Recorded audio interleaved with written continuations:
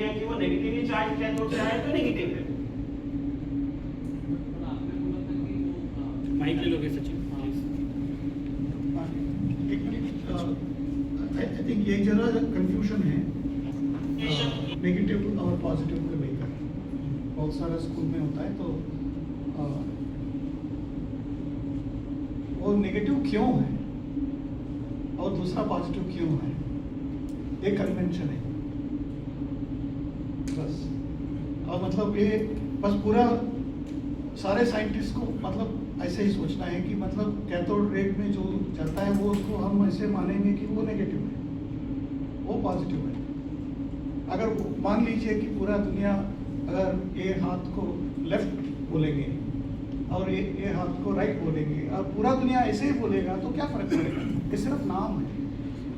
अगर तो इसलिए ये एक बात हम यहाँ से लेके जाना चाहिए कि ये सिर्फ कन्वेंशन है, उसमें कुछ साइंस नहीं है। कन्वेंशन में कोई साइंस नहीं होता है, बस नामकरण है। अब बस थोड़ा सा इम्पोर्टेंट पॉइंट, ये बस ऐसे बोल दिया है, उसको लेकर आगे की गाड़ी चलेगी बस। मैं बस ये बात जोड़ रहा था कि ये अगर ये नेट रिजल्ट है जो कैथोड और गैस से आ रहा है तो ये गैस बदलने से फिर कैथोड में चेंज नहीं हो रहा है लेकिन एनोड में चेंज हो जाता है। तो ऐसे कैसे अगर ये नेट रिजल्ट है तो ऐसा भी दिखाई दे रहा है। इसका मतलब कैथोड से जो रेज आ रही हैं वो बहुत बुनियादी हैं और जो एनोड से रेज आ रही है वो एटम से बहुत ज्यादा, मतलब शायद वो एटम जैसी है। मैं कोशिश करता हूँ मैकेनिस्टिकली हाउ इट वर्क्स। तो कैथोड से कुछ रेज मतलब जो गैस की जो एटम है ट्यूब के अंदर उससे इलेक्ट्रॉन निकलते हैं और वो ऐसा लगता है कि कैथोड से निकलकर एनोड तरफ जा रहे हैं। तो आपको बच गए आयन।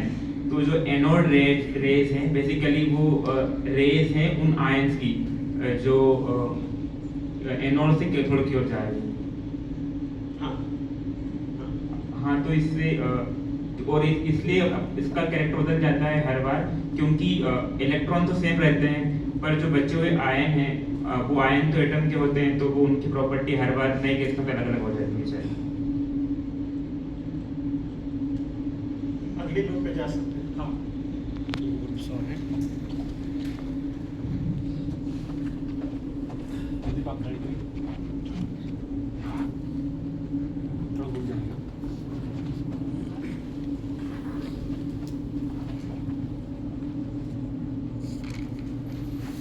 सर हमको जो सेकेंड डायग्राम बन रहा है जिसमें एनोड रेस में वो जो हम होल कर देते हैं कैथोड रेस में, तो वो जो हमारे वो जो किरणें निकल रही हैं, लाइट निकल रही है, लाइट रेस, तो उसमें अभी जो चार्ज बदल दिया गया है प्लस माइनस, इसको अभी हम एज्यूम कर रहे थे कि प्लस क्या है माइनस क्या है। तो हम बस यही क्लियर करना चाह रहे हैं कि प्लस किसको देंगे और माइनस चार्ज किसको देंगे। हाँ, तो अगर मैं इसको, ये मेरा कैथोड है, इससे दूर जो जा रहा है मैं ही मानूंगा कि वो यहाँ से निकल के आगे जा रहा है तो उसको सेम चार्ज होगा, तो उसको मैंने कैथोड रे को इसलिए नेगेटिवली चार्ज माना। और अगर उसकी तरफ कुछ आ रहा है या उससे होकर आगे जा रहा है तो उसको मैं पॉजिटिव मानूंगा, क्योंकि वो आकर्षित कर रहा है उसको। वो पॉजिटिवली चार्ज दूसरी जो इलेक्ट्रोड है मेरी वहां से आ रहे हैं, यहाँ से आ रहे हैं और नेगेटिव की तरफ अट्रैक्ट होकर आगे निकल जा रहे हैं, तो यानी कि मैं उसको पॉजिटिव मानूंगा।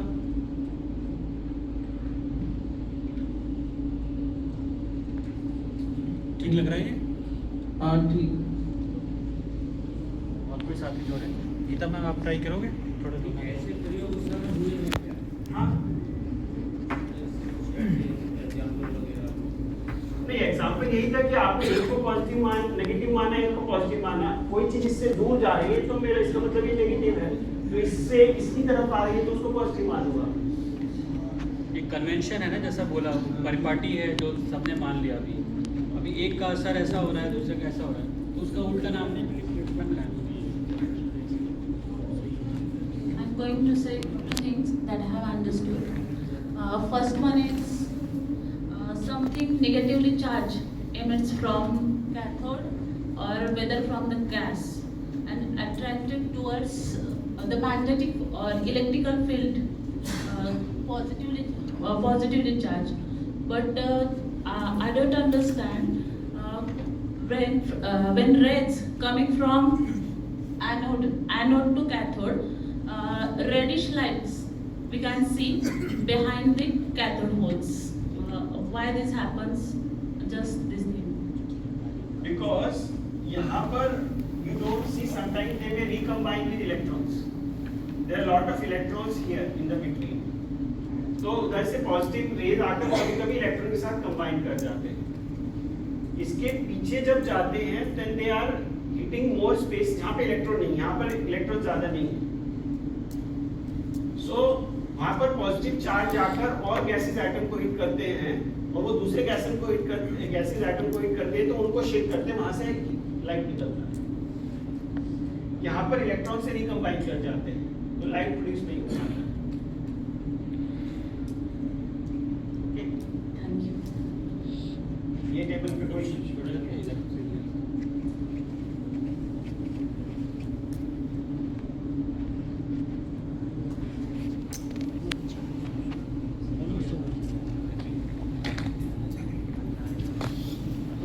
आपको बात करना अच्छा मैं बोल दूँ क्या एक चीज़? हाँ नहीं ठीक है। मतलब जो भी हम लोग ने कल से और आज जो चर्चा करी उससे काफ़ी कुछ चीज़ें क्लियर हुई। बस ये ट्यूब जो है वो सवाल है वो सर्कल में क्यों करी, वो शॉर्ट शेप करके देखते तो क्या आता? सर्कल में क्या मतलब सिंगल जो कैथोड अराउंड की ओर जा रही थी किरण, वो ट्यूब का अगर शेप भी चेंज करते तो क्या उससे कुछ फर्क पड़ता? इसके बारे में मैं जानता नहीं हूँ, ट्राई देखने वाली बात है।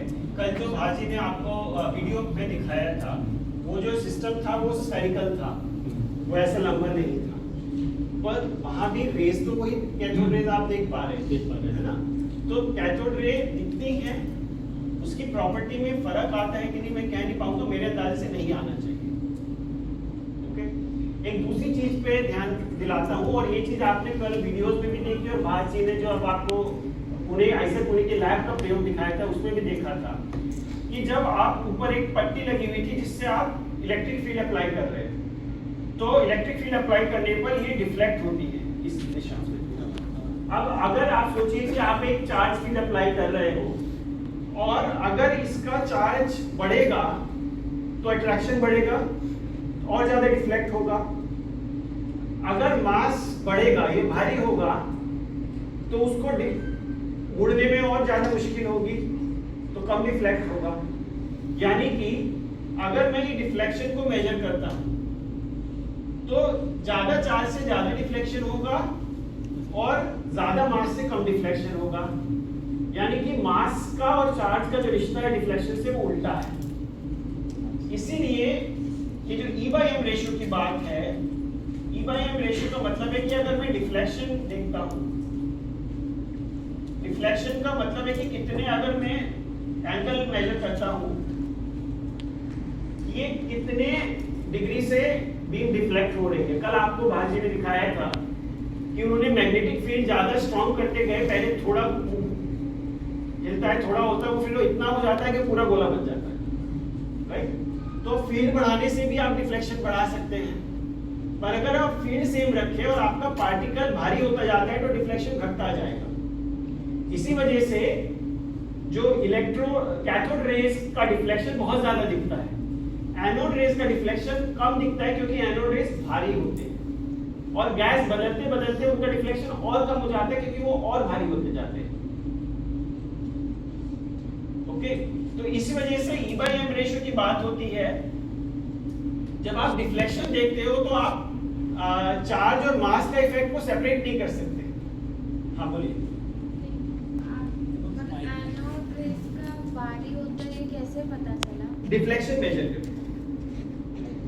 So, उन्होंने देखा कि एनोड रे बहुत इतना से डिफ्लेक्ट होता है, क्योंकि कैथोड रे तो पूरा डिफ्लेक्ट होता है, मतलब काफी ज्यादा 90 डिग्री तक आप कर सकते हैं। तो मैग्नेटिक फील्ड में अगर ज्यादा रिफ्लेक्ट होगा तो मास कम होता है, ऐसे मतलब ये EM का जो रेसिप्रोकल रिलेशन है, मतलब इसी एक्सपेरिमेंट से पता चला था। इसी एक्सपीरियंस से कंक्लूड करते हैं। पर उसका रीजन क्यों है, मतलब अगर मैग्नेटिक फील्ड आ गए और कैथोड रेस क्या, क्योंकि कैथोड रेस का नेगेटिव है। नहीं, ये वाला जो है अभी जो हम बात कर रहे हैं यहाँ पर इलेक्ट्रिक फील्ड की बात कर रहे हैं, और सिमिलर आर्गुमेंट मैग्नेटिक फील्ड पे आ सकता है। तो आपने एक इलेक्ट्रिक फील्ड लगाया और आप इलेक्ट्रिक फील्ड नहीं चेंज कर रहे हो और आप देख रहे हो कितना डिफ्लेक्ट हो रहा है, ठीक है।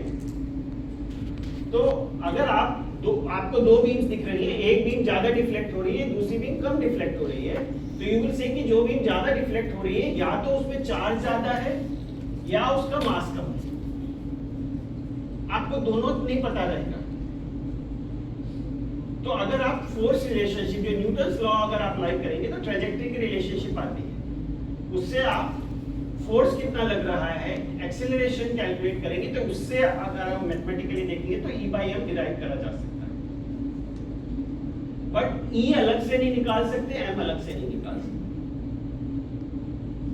इस एक्सपेरिमेंट से ये फॉर्मूला आया है या फिर ये फॉर्मूला और अलग एक्सपेरिमेंट से निकाले थे।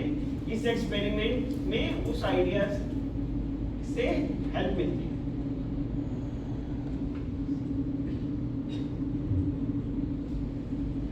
इसी के बाद एक और सीरीज ऑफ एक्सपेरिमेंट है, सभी लोगों ने सुना होगा, that is alpha Rutherford's alpha particle gold foil experiment, है ना, पॉपुलर एक्सपेरिमेंट है। I will not spend time, but बहुत क्विकली इस पे जाते हैं क्योंकि शायद आई बिलीव सभी लोगों ने वो एक्सपेरिमेंट के बारे में सुना होगा। उन्होंने क्या किया कि एक बहुत पतला गोल्ड फॉयल लिया, कुछ नया पेज ले सकते वो हैं। न्यू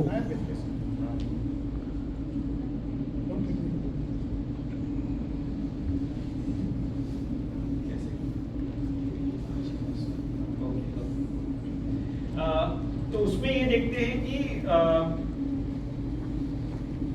आपने एक बहुत थिन गोल्ड फॉयल लिया और अल्फा पार्टिकल्स जो रेडियो एक्टिविटी, हेनरी बेकर जो है वो रेडियो एक्टिविटी पे काफी रिसर्च कर रहे थे, तो उनको अल्फा पार्टिकल्स ही पता चल गया था कि पॉजिटिवली चार्ज है। क्योंकि कैसे पता चला पॉजिटिव चार्ज है, क्योंकि अगर आप इलेक्ट्रिक फील्ड में लगाते हो तो अल्फा पार्टिकल्स नेगेटिव इलेक्ट्रोड की तरफ जाते हैं, तो उससे आपको पता है कि अल्फा पार्टिकल पॉजिटिव चार्ज है। तो वो बोले कि अब थॉमसन भाई जो बोल रहे हैं, कि थॉमसन जी बोल रहे हैं कि प्लम पुडिंग मॉडल, उन्होंने बोला कि इलेक्ट्रॉन तो बीच में से कहीं से भी निकल के चले जाते हैं, पर बाकी जो बल्क है वो पॉजिटिव चार्ज है। तो इसका मतलब ये है कि अगर आप अल्फा पार्टिकल्स को इस पर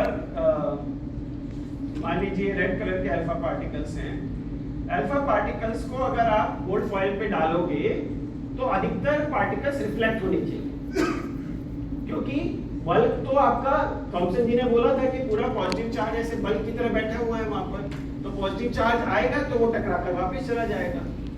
तो उन्होंने जब अपने स्टूडेंट को एक्सपेरिमेंट दिया तो वो कैसे देखते थे, उसके बाहर उन्होंने जिंक सेलेनाइड का एक फिल्म लगाया था जिसके ऊपर अल्फा पार्टिकल जब जाके गिरते हैं तो एक लाइट प्रोड्यूस होती है, तो आपको सिंटिलेशन जैसा एक स्पार्क दिखाई देता है। वो स्पार्क या एक चिंगारी जैसा बहुत हल्का सा दिखाई देता है।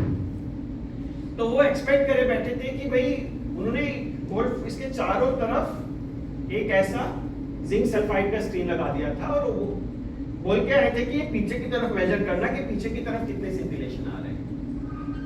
और जब स्टूडेंट आके बोलते हैं, वो बोलते हैं पीछे की तरफ नहीं आ रहे, वो तो आगे की तरफ आ रहे हैं।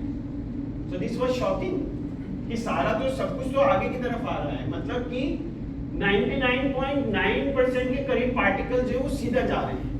तो ये हैरानी की बात थी कि अगर आप एक अल्फा पार्टिकल जैसा पॉजिटिव चार्ज आप फेंक रहे हैं और पूरा आटा वहां पर चिपका हुआ है जिसमें पॉजिटिव चार्ज है, तो ये पॉजिटिव चार्ज वो पॉजिटिव चार्ज को भेजते हुए आर पार चले जा रहा है। तो उसके बेसिस पर ही कंक्लूडेड कि एक्चुअली एटम में जो पॉजिटिव चार्ज है वो सारे में फैला हुआ नहीं है, it is concentrated in very tiny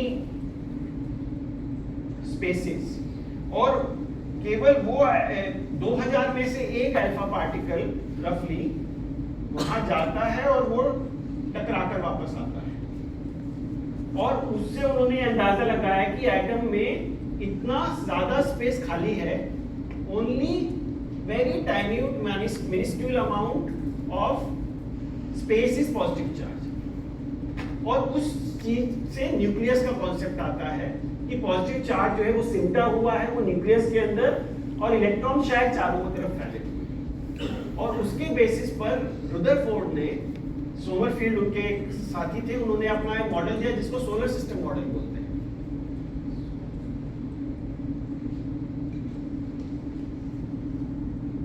solar system model मतलब कि जैसे अंतरिक्ष में सूरज एक छोटा सा हिस्सा है and then all the planets are revolving around it, perhaps here also electrons are moving around in orbits.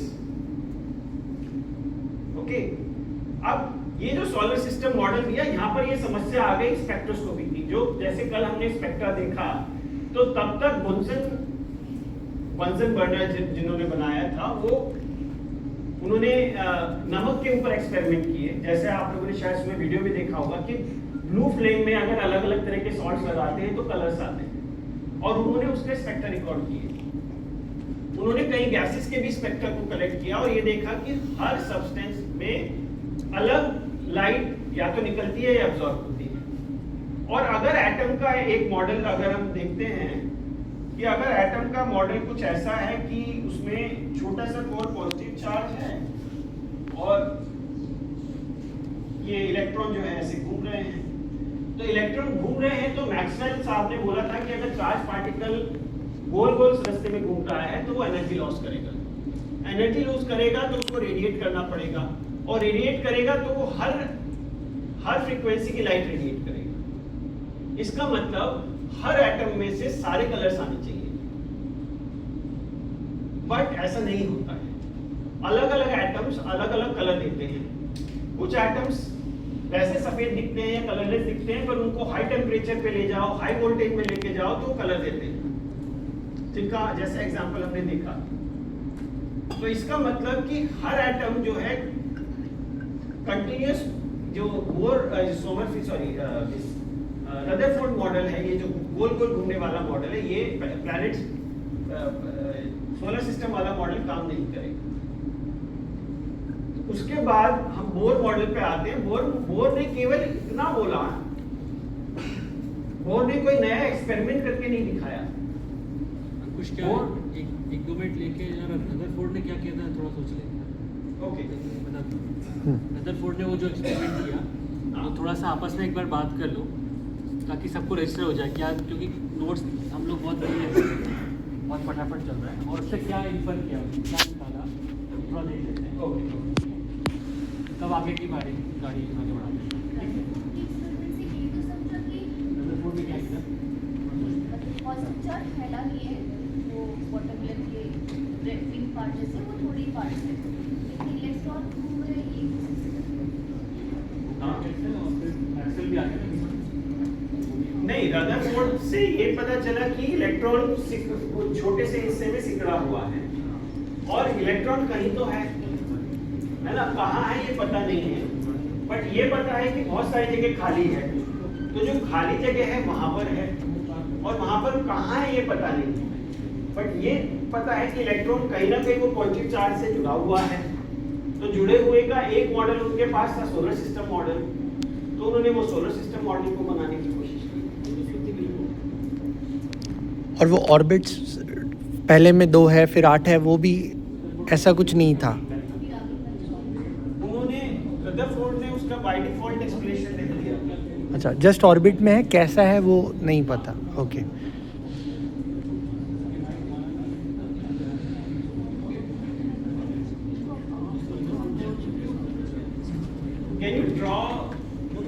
Can you draw the possible conclusions कि जो रदरफोर्ड के अल्फा स्कैटरिंग जो एक्सपेरिमेंट जो स्क्रीन पे दिखाया हुआ है, उससे हमें क्या कंक्लूजन, एटम के अंदर अंदरूनी संरचना के बारे में क्या हमें पता?